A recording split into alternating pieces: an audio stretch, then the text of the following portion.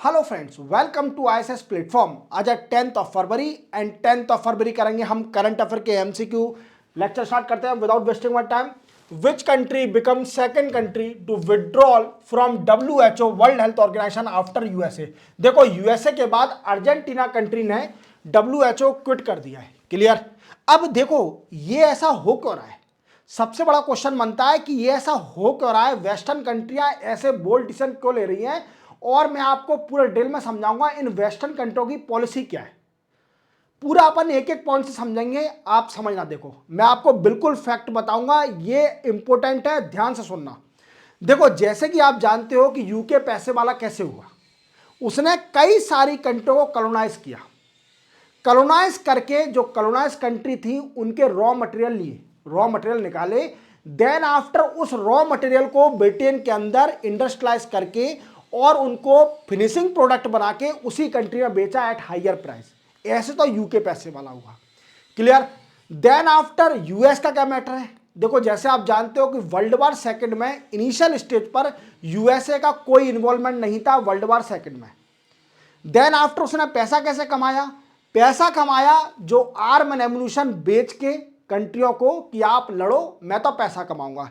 Then after जब USA पे खुद पे आ गई तो उसने 2 मिनट में वर्ल्ड वार फिनिश करवा दिया। कैसे? न्यूक्लियर बम फेंक के जापान पर, हिरोशिमा और नागासाकी पर, दोनों पर बम फेंक के 2 मिनट में वर्ल्ड वार सेकंड खत्म करा दिया। बिल्कुल। तो ऐसे तो यूएसए पैसे वाला हुआ।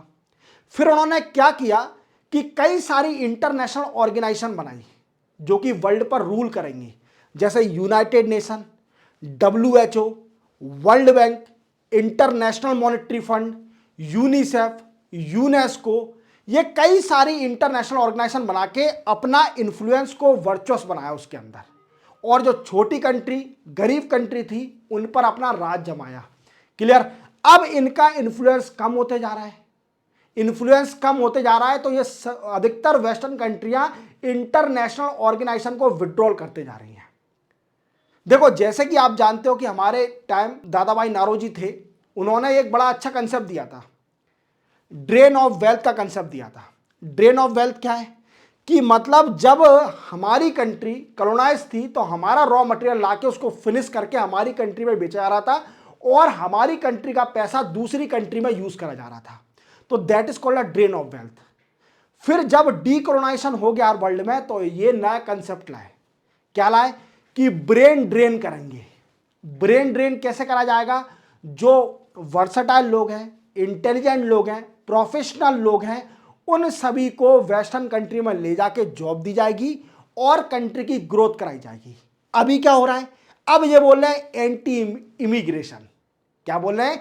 एंटी इमिग्रेशन बोल रहे हैं, क्योंकि क्या है, इनके लोकल पीपल को अब जॉब नहीं मिल रही है, और जो बाहर से आ रहे हैं लोग बाग वो अच्छा काम कर रहे हैं। तो अब ये नई पॉलिसी लाए, एंटी इमिग्रेशन। समझे मेरी बात को? तो इनको अब ब्रेन ड्रेन भी खराब लग रहा है। समझ रहे हो? और तीसरा रीजन, ये सबसे बड़ा डिसीजन जो ले रहे हैं चाइना के खिलाफ, कि चाइना को सेपरेट करना है कैसे भी। देखो, इनको ये समझ में आ गया है कि चाइना ग्रोथ करते जा रहा है बहुत, और चाइना एक टाइम पर सुपर पावर ही बन जाएगा। तो ये इस बात को समझ चुके हैं वेस्टर्न कंट्री सारी, क्योंकि चाइना के पास जो है अभी एट प्रेजेंट, वो हर किसी के पास नहीं है, इतना ह्यूज अमाउंट में है, और वो है क्रिटिकल मिनरल। और क्रिटिकल मिनरल जानते हो कि 2025-26 में क्रिटिकल मिनरल की इतनी डिमांड है, इतनी डिमांड है वर्ल्ड में, क्योंकि फॉसिल फ्यूल खत्म होते जा रहा है, जैसे सिलिकॉन, जर्मेनियम, लिथियम बैटरी, जो कि ईवी इलेक्ट्रॉनिक व्हीकल चलाते हो, लिथियम बैटरी का यूज करा जाता है, और लिथियम का रिसोर्स बहुत है चाइना के पास, और चाइना को कोई फर्क भी नहीं पड़ता है, क्योंकि चाइना के पास क्रिटिकल मिनरल है, और इनको जरूरत पड़ेगी क्रिटिकल मिनरल की, क्योंकि चाइना को एक मार्केट जाएगा तो चाइना दूसरा मार्केट ढूंढ लेगी। समझ रहे हो मेरी बात को? ये वेस्टर्न की पॉलिसी है। जैसे ही वेस्टर्न कंट्रियों ने क्या किया कि उन्होंने बोला कि जितनी भी ये एशियन कंट्री है वो ऑब्जेक्शन उठा रही हैं, बढ़ते जा रही हैं, और वो ऑब्जेक्शन उठा रही हैं कि आपका इंटरनेशनली इन्फ्लुएंस है, हम दूसरी बॉडी बनाएंगे। जैसे ब्रिक्स बैंक बनी, न्यू डेवलपमेंट बैंक बनाई, एशियन इंफ्रास्ट्रक्चर इन्वेस्टमेंट बैंक बनाई चाइना ने। तो चाइना इन सभी को टक्कर दे रही है। समझ रहे हो मेरी बात को? तो क्या है कि इनका अब खेल खत्म हो चुका है वेस्टर्न कंट्रियों का, इसलिए ये ऐसे काम कर रहे हैं ये। और हाँ, सबसे मेन बात तो क्या है कि इन्होंने एक कंसेप्ट दिया था मार्केट इकोनॉमी का। जैसे आप जानते हो कि father of economics Adam Smith है, और एडम स्मिथ ने ही दिया था मार्केट इकोनॉमी कंसेप्ट। और ये मार्केट इकोनॉमी कंसेप्ट वेस्टर्न कंट्रियां लाई थी और सभी से रिक्वेस्ट करी गई थी कि आप भी मार्केट इकोनॉमी को फॉलो करो। और एट प्रेजेंट क्या कर रहे हैं 2025 में? मार्केट इकोनॉमी को तो फॉलो नहीं कर रहा है, ये प्रोटेक्शनिस्ट पॉलिसी को फॉलो कर रहे हैं। जो 1950 और 1960 में और कंट्रियां प्रोटेक्शनिस्ट पॉलिसी फॉलो कर रही थी, जब जो इनको रोक रहे थे, तो अब ये खुद ही प्रोटेक्शनिस्ट पॉलिसी फॉलो कर रही हैं। अब आपके मन में डाउट आया कि सर कैसे प्रोटेक्शनिस्ट पॉलिसी फॉलो कर रही हैं? ये टैरिफ के फॉर्म में, अगर इनकी मार्केट को ये क्लोज कर रही हैं, अपनी मार्केट को, दूसरी कंट्री के प्रोडक्ट पर टैरिफ लगा लगा के ये उसको 100% टैरिफ, 200% टैरिफ और दूसरी कंट्री को थ्रेट दे रहे हैं ये लोग बाग, तो ये प्रोटेक्शनिस्ट पॉलिसी तो है। वेस्टर्न कंट्रियों का दिमाग सनक गया है, क्योंकि क्या है कि मैं आपको सच्चाई बता रहा हूं कि आने वाले 10 या 20 साल के अंदर सिर्फ ओनली 2 कंट्री रूल करेंगी इसके ऊपर, वर्ल्ड के ऊपर।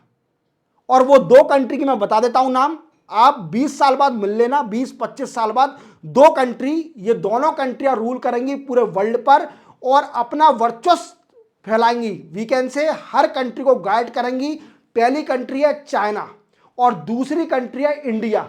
और हमें गर्व होना चाहिए कि हम इंडिया से इंडियन हैं और इंडियन हैं, क्योंकि ये 2 कंट्रियां हैं पूरे वर्ल्ड को रूल करेंगी आने वाले समय में। और इनका इतनी जल्दी प्रोग्रेस कर रही है इंडिया भी, हालांकि चाइना की तरह नहीं कर रही, बट इंडिया भी इतना प्रोग्रेस कर रही है। और इंडिया हर इंटरनेशनल डिसीजन में पार्टिसिपेट करती है। और इंडिया को हर पीस हो, चाहे G7 की मीटिंग हो, आप जानते हो G7 में इंडिया को इनवाइट करा जाता है। अभी G7 की मीटिंग इटली में हुई थी, जब मोदी साहब गए थे हमारे। हालांकि इंडिया मेंबर नहीं है G7 का, G7 ग्रुप ही इंडस्ट्रियलाइज कंट्रियों का है। क्यों मोदी साहब को बुला रहे हैं? क्योंकि वो जानते हैं कि फ्यूचर है इंडिया और चाइना का, और इनसे बना के चलना पड़ेगा। तो ये पूरी कहानी है। ये लोग जो मतलब वीकेंड से हम कह सकते हैं कि ये जो पहले मना करते थे, ये वही काम कर रहे हैं। दूसरी कंट्री से बोलते थे कि हाँ ऐसा मत करो, प्रोटेक्शनिस्ट पॉलिसी फॉलो मत करो, ब्रेन ड्रेन, वीकेंड से ड्रेन ऑफ वेल्थ बोल सकते हैं, और इंटरनेशनल ऑर्गेनाइजेशन के रूल मानो। ये सभी लोग ऐसा कर रहे हैं, ये वेस्टर्न कंट्रियां ही कर रही हैं। WHO को अर्जेंटीना छोड़ दिया। क्यों छोड़ दिया? रीजन क्या दिया कि कोरोना के टाइम इसने कुछ काम नहीं किया। यही रीजन USA ने दिया था, सेम रीजन अर्जेंटीना ने। अब तुमने तो स्टार्टिंग कर दिया है, अब WHO कितनी कंट्रियां छोड़ेंगी वही रीजन देके। और एक और अर्जेंटीना ने उसमें रीजन जोड़ दिया कि सॉवरेन कंसर्न। सॉवरेनिटी क्या होती है कि भाई इंडिपेंडेंट डिसीजन लेना, वो इंडिपेंडेंट डिसीजन नहीं ले पा रही। भाई WHO कौन सा इन्फ्लुएंस कर रही है तुम्हारे ऊपर कि WHO डिसीजन नहीं लेने दे रही तुमको? तुम डिसीजन ले रहे हो आराम से, रीजन दे रहे हो सॉवरेन कंसर्न। ये क्या रीजन है? तो ये पूरी कहानी है। इन पे अब इनने गड्ढा जो खोदा था, खुद पे बीत आई है वेस्टर्न कंट्रियों पर। तो ये अब क्या कह रहे हैं कि अब हम वो फॉलो करेंगे जो 1950 और 60s में दूसरी country, Asian country, African country और ये फॉलो करती थी, अब वो हम फॉलो करेंगे। क्योंकि इनके पास अब कुछ ज़्यादा बचा नहीं है, ये सिंपल ख़त्म होने वाले हैं। इनको पता चल गया है कि आने वाला फ्यूचर एशिया का है। जैसे ये प्रेडिक्शन पहले ही कर दिया था कि आने वाला फ्यूचर एशिया का है। और सिर्फ 2 ही कंट्री, मैं आपको सच बता रहा हूं, जो चाइना के संग हो रहा है अभी एट प्रेजेंट, वही काम आगे चल के इंडिया के संग भी होना है। क्यों इसलिए होना है? क्योंकि चाइना बहुत जल्दी प्रोग्रेस कर रही है और प्रोग्रेस कर चुकी है वो। और यही काम इंडिया के साथ 10 साल बाद होना है, वेस्टर्न कंट्री करेंगी। क्योंकि इंडिया भी 10 साल बाद बहुत प्रोग्रेस कर जाएगी और यही काम ये इंडिया के साथ करेंगे। पर चाइना को जैसे फर्क नहीं पड़ता, ऐसे ही 10 या 15 साल बाद इंडिया को भी कोई फर्क नहीं पड़ेगा, क्योंकि इंडिया भी इतना ग्रोथ कर जाएगा। And I am very proud that I am a Indian. Clear? चलते हैं। तो अर्जेंटीना कंट्री ने छोड़ दिया है, simple. Recently BIMSTEC youth summit 2025 held in which city of India? देखो, इसको क्वेश्चन को मैं डिटेल में इसलिए नहीं बताऊंगा क्योंकि बिम्स्टेक के ऊपर मेरा एक इंडिविजुअल लेक्चर पड़ा हुआ है। आप जाइए मेरे यूट्यूब चैनल पर, वहां पर आपको एक प्लेलिस्ट का ऑप्शन मिलेगा। प्लेलिस्ट के ऑप्शन में एक एडिटोरियल का फोल्डर है जिसके अंदर बिमस्टेक का वीकेंड से, जब मैंने चैनल स्टार्ट किया था तभी आपको बिमस्टेक के ऊपर मैंने वीडियो बना दिया था। उसमें मैंने बिमस्टेक के ऊपर आपको पूरा समझाया है, डिटेल में समझाया है, तो आप बिल्कुल बेफिक्र होकर उसको देख लीजिए। तो बिमस्टेक की आपको बिल्कुल नॉलेज हो जाएगी कि बिमस्टेक के ओरिजिन से लेकर अभी तक मैंने आपको क्लियर किया है। तो बिमस्टेक की अभी यूथ समिट चल रही है और ये चल रही है गांधीनगर में।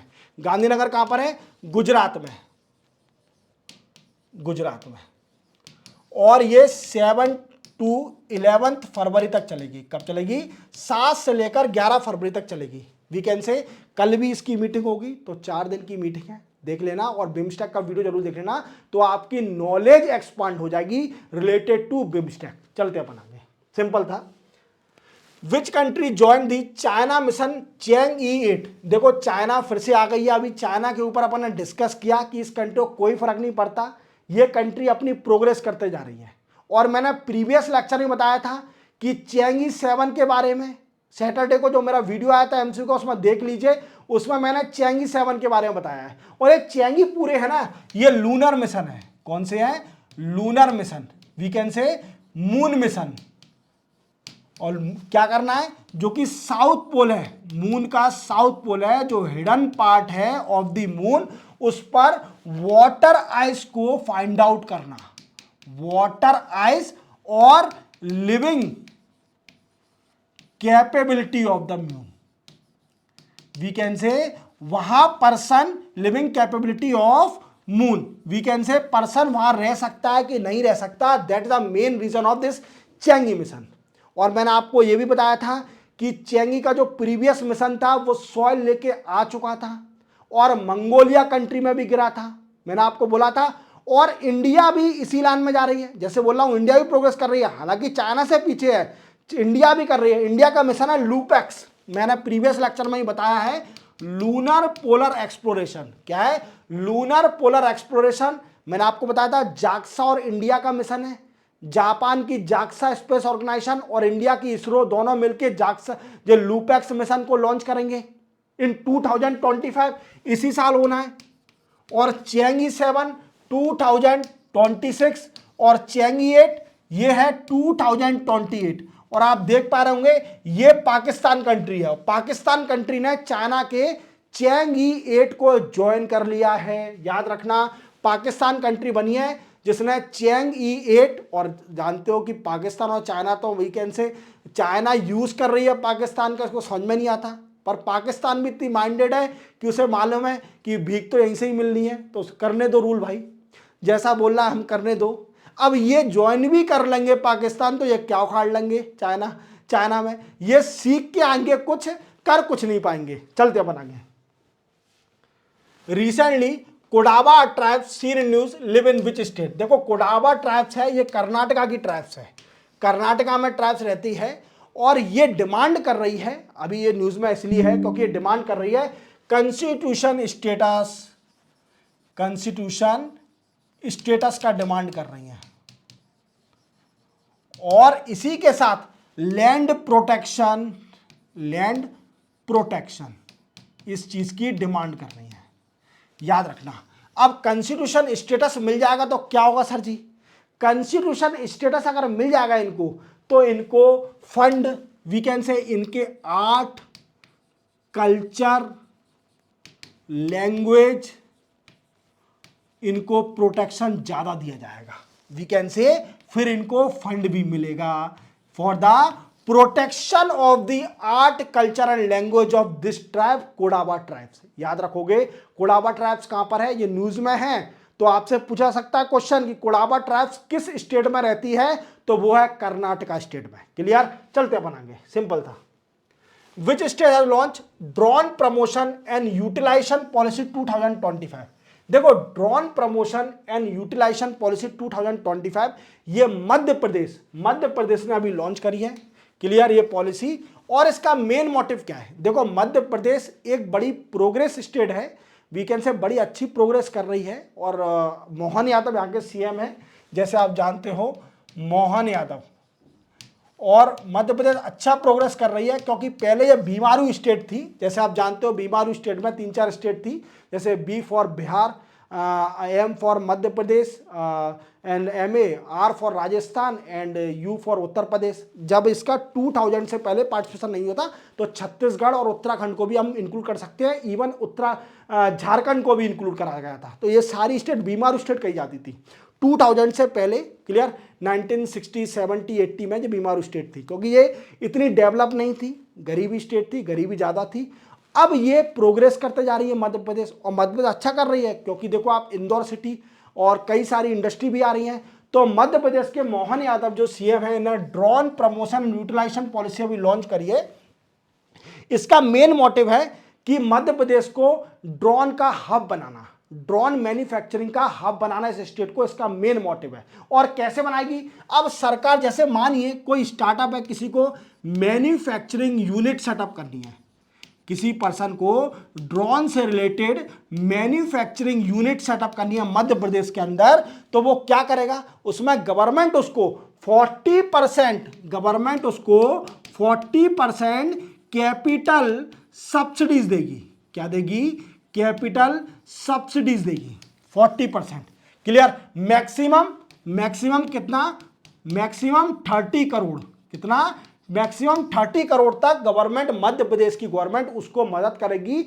अगर कोई भी पर्सन है, कोई भी स्टार्टअप है, कोई भी पर्सन है, इन्वेस्टर है, वो इन्वेस्ट करना चाहता है, मैन्युफैक्चरिंग यूनिट सेटअप करना चाहता है मध्य प्रदेश में, तो मध्य प्रदेश उसको 40% सब्सिडीज देगी, capital subsidies, to set up the manufacturing unit in Madhya Pradesh. याद रखना। चलते अपन आगे।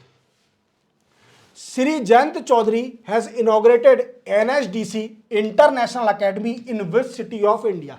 देखो जयंत चौधरी कौन है? ये मिनिस्टर ऑफ स्टेट है, यूनियन मिनिस्टर ऑफ स्टेट। अब किस मिनिस्ट्री के मिनिस्टर ऑफ स्टेट हैं? Ministry of skill and development. Ministry of skill and development, याद रखना। अब ये जयंत चौधरी ने क्या किया है कि अभी एक ग्रेटर नोएडा में एक एकेडमी बनाई है। ग्रेटर नोएडा में NSDC, national skill development council international academy setup करी है। अब ये एकेडमी क्या करेगी? ये वर्ल्ड क्लास स्किल प्रोवाइड करेगी टू द यूथ। क्या करेगी? World class skill development, world class skill development as well as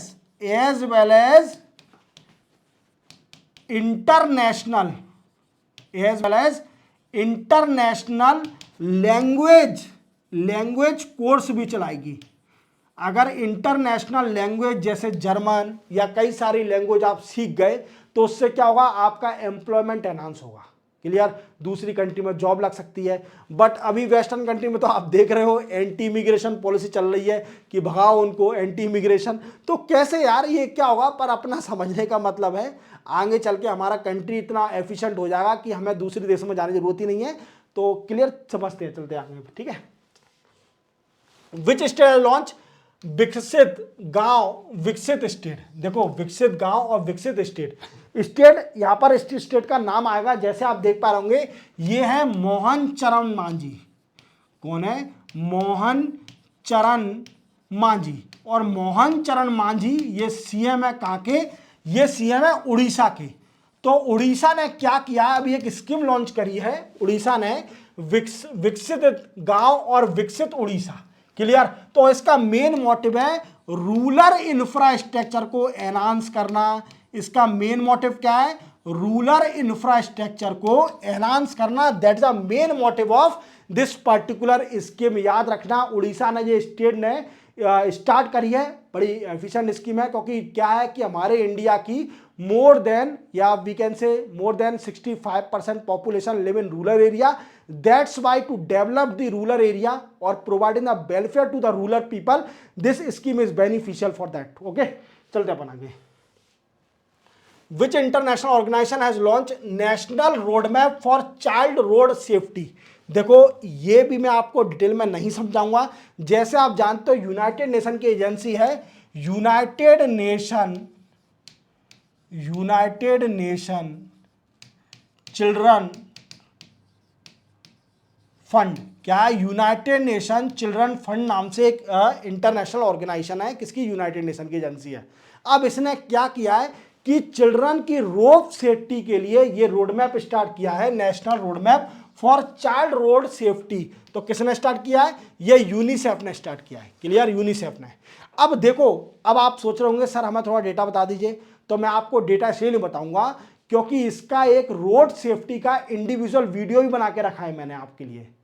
बस आप तो मेरा यूट्यूब चैनल खोज लो अच्छी तरह से, प्लेलिस्ट में जाओ, प्लेलिस्ट में आपको एडिटोरियल का फोल्डर मिलेगा, एडिटोरियल के फोल्डर में देख लीजिए, इतने अच्छे अच्छे एडिटोरियल लेक्चर मैंने बनाए हैं आपके लिए। एक इंडिविजुअल हर चीज का लेक्चर है, रोड सेफ्टी का भी। और मैं 17 फरवरी से और स्टार्ट कर रहा हूं आपके लिए एडिटोरियल सेक्शन, जो बंद पड़ा हुआ है दिसंबर के मंथ से, वो फिर से स्टार्ट कर रहा हूं आपके लिए। और इतना बेस्ट कंटेंट दूंगा आपको, आप देख लीजिए रोड सेफ्टी के बारे में। उसमें मैंने आपको इंटरनेशनल जितने भी convention agreement related to road safety वो मैंने पूरे क्लियर किए हैं। इवन यूनाइटेड नेशन की रिपोर्ट तक बताई है उसके अंदर, और ये तक बताया है कि according to the government data कितनी हमारे यहाँ पर डेथ हुई है रोड सेफ्टी के कारण, और रोड सेफ्टी के कारण क्या है, रोड की सेफ्टी में डेथ क्यों हो रही है। क्लियर? और कौन सी स्टेट नंबर 1 पे जहां पर सबसे ज्यादा डेथ हो रही है। क्लियर? तो चलते बनाएंगे। Which body of India has organized high level conclave title toward the Viksit Bharat at the 2047 strengthening economy, national security, global partnership and law। देखो क्या है कि हालांकि क्वेश्चन बड़ा है, ये अभी नीति आयोग ने एक ऑर्गेनाइज किया कॉन्क्लेव, और इसका नाम आप देख सकते हैं, और विकसित भारत @2047 याद रखना। जैसे आप जानते हो कि इंडिया का टारगेट है कि 2047 तक इंडिया को डेवलप्ड कंट्री बनाना। क्या बनाना? इंडिया को developed country banana. That is the target of the India set. Clear? ये टारगेट सेट करके रखा है। अब क्या है, इसी टारगेट को अचीव करने के लिए देखो मैंने आपको पूरा डिटेल में समझाया है विकसित भारत के बारे में, और कई लेक्चर में समझाया भी है। तो आप इसी को अचीव करने के लिए कि हमारा कंट्री डेवलप कंट्री बन जाए, दैट्स वाई नीति आयोग ने क्या किया है, नीति आयोग ने अभी एक कॉन्क्लेव ऑर्गेनाइज किया है सुषमा स्वराज भवन में। सुषमा स्वराज भवन में, ये कहां पर है? ये न्यू दिल्ली में है। क्लियर? न्यू दिल्ली में अभी ये ऑर्गेनाइज कॉन्क्लेव किया, और इसका मेन मोटिव है to achieve the target of विकसित भारत इन 2047। या सिंपल है, ज्यादा कुछ नहीं है, याद रखना। क्लियर? तो इसी के साथ 10 फरवरी के करंट अफेयर के एमसीक्यू पूरे कंप्लीट होते हैं। आप बेफिक्र रहिए, आपकी तैयारी में कोई कमी नहीं छूटेगी। 17 फरवरी को आने दीजिए, मैं बिजी चल रहा हूं। उसके बाद आपके न्यूज़पेपर एनालिसिस के वीडियो भी स्टार्ट कर दूंगा, देन आफ्टर आपके एडिटोरियल भी स्टार्ट कर दूंगा। और जो इकोनॉमिक के लेक्चर आपके बचे हुए हैं, आई थिंक 10 या 12 लेक्चर और बचे हुए हैं, वो भी आपकी पूरी जल्दी कंप्लीट कर दूंगा, जिससे आपकी इकोनॉमिक्स भी स्ट्रांग हो जाए। तो मिलते हैं हम कल, तब तक के लिए जय हिंद।